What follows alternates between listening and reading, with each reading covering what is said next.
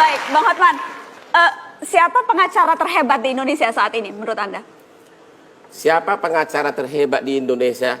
Saya tidak bisa komentar, tapi pertama kali jujur kalau dari segi cara berpakaian, saya pengagumnya Adnan Buyung Nasution sama cara ngomongnya. Almarhum. Dia mantan bos saya, tapi 20 tahun terakhir dia salah satu musuh saya terbesar dalam perkara-perkara. Saya masih ingat sebelum beliau meninggal, saya masih berhadapan sama dia di Singapura, di arbitrase internasional. Dia mewakili perusahaan Rusia. Dia bawa putrinya yang juga jadi advokat. Saya juga bawa anak saya udah jadi advokat. Waktu itu seperti perang keluarga. Jadi Anda mengagumi almarhum Saya Bang Buyung? mengagumi, saya harus mengagumi di satu pihak. Walaupun dia jadi musuh saya, itu saya kagumin. Yang masih ada sekarang, siapa yang paling hebat? Yang masih ada sekarang kalau gini, pernah Dirjen Pajak di dalam satu seminar bilang ke Pak Nono Makarim, nanya ke Pak Nono Makarim, ada siapa lawyer terhebat di Indonesia ini, kata Dirjen Pajak, hanya menteri kepada Dr. Nono Makarim, yang itu adalah mantan bos saya. Dia mengatakan jawabannya begini, hanya dua lawyer yang legal minds yang saya kagumi di Indonesia ini, kata Dr. Nono Makarim. Satu Dr. Fred Tumbuhan, yang adalah ahli hukum kepailitan. Mantan bos saya ini, anehnya yang kedua yang dia bilang, yang kedua yang saya kagumin, ya Hotman Paris katanya. Jadi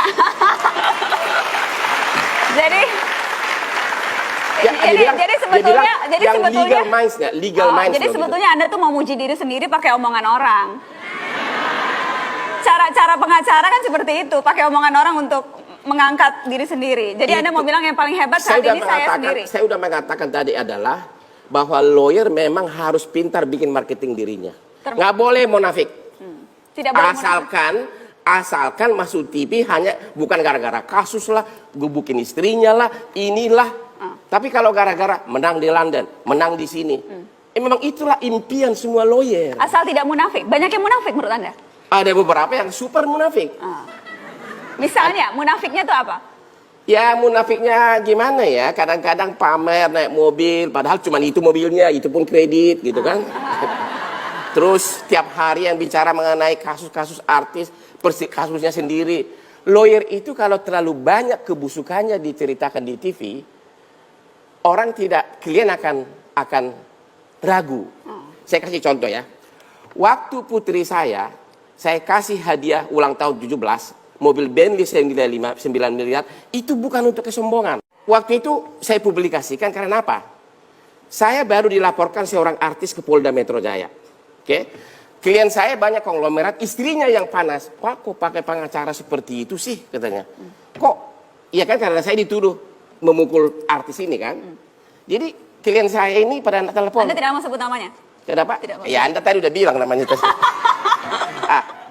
Jadi untuk menunjukkan ke publik bahwa saya cinta keluarga dan cinta istri, saya bikinlah pesta to show that I love my family. Saya bukan tipe orang yang istrinya 10, anaknya ditinggal. Enggak. Itulah motivasi waktu itu. It's all about business. All about business. Ya. Semuanya tentang bisnis. Bukan pamer-pamer kampungan. Karena saya tidak suka pamer kampungan, karena memang saya berisi untuk apa lagi. Gitu loh. Bang Hotman, apa kasus paling berat yang pernah Anda tangani selama 30 tahun menjadi pengacara? Kasus paling berat yang saya tangani adalah jujur aja, ada dua. Satu kasus JIS yang itu, ya, yang guru-gurunya itu. Itu saya benar-benar yakin saya tidak bersalah, ya. Tapi kita nggak bicara substansi di sini. Tapi kasus satu lagi yang menarik adalah waktu krisis moneter, saya hampir 2 minggu duduk satu kamar sama Bambang Triatmojo karena waktu itu Bank Andromeda ditutup oleh IMF. Anak mantan Presiden Soeharto? Benar. Di situ saya berkali-kali dipinjam buku oleh Bambang Tri. Saya masih ingat hukum tata usaha negara. Yang minjam tahu nggak siapa? Pak Harto. Pasal berapa rupanya yang kalian pakai katanya. Jadi Bambang itu minta dulu. Saya bikin di post-it itu, terus dia lari ke istana. Itu sangat menarik.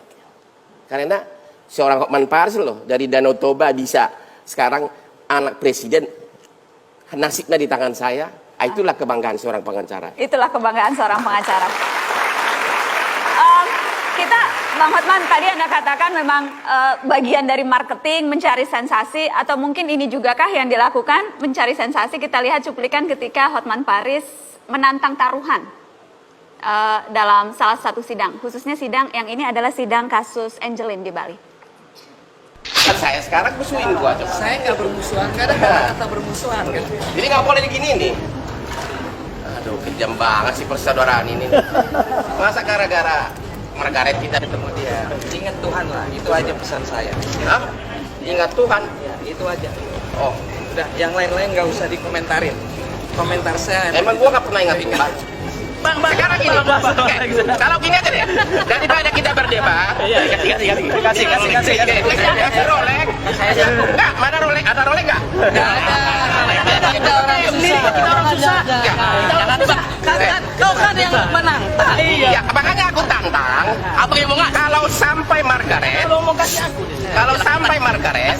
tidak kena 340 atau 338 lah. Dengar semua ya. Ya, dengan semua. Memang, tapi kalian juga harus taruhan dong.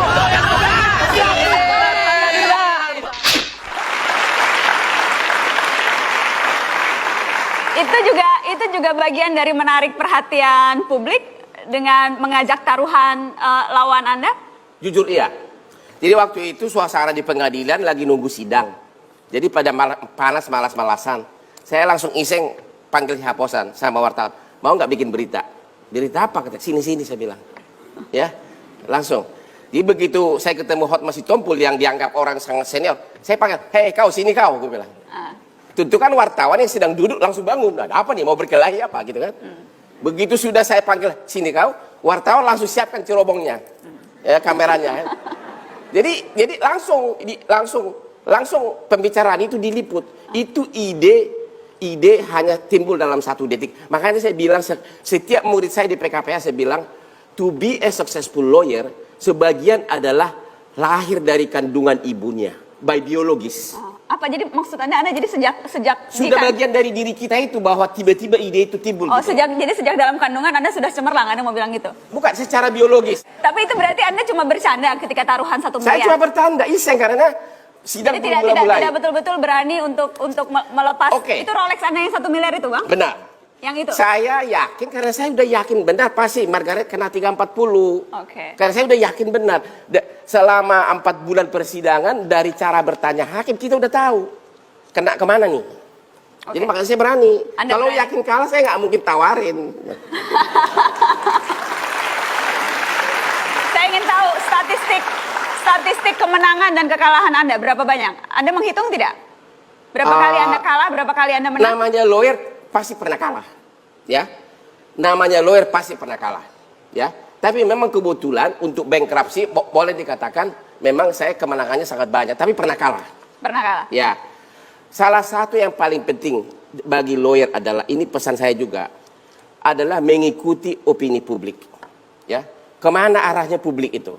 Dalam kasus Jessica, kalau saya jadi timnya, 2 bulan terakhir sebelum dilimpahkan ke kejaksaan, saya harus suruh ibunya Jessica itu nangis-nangis ke publik.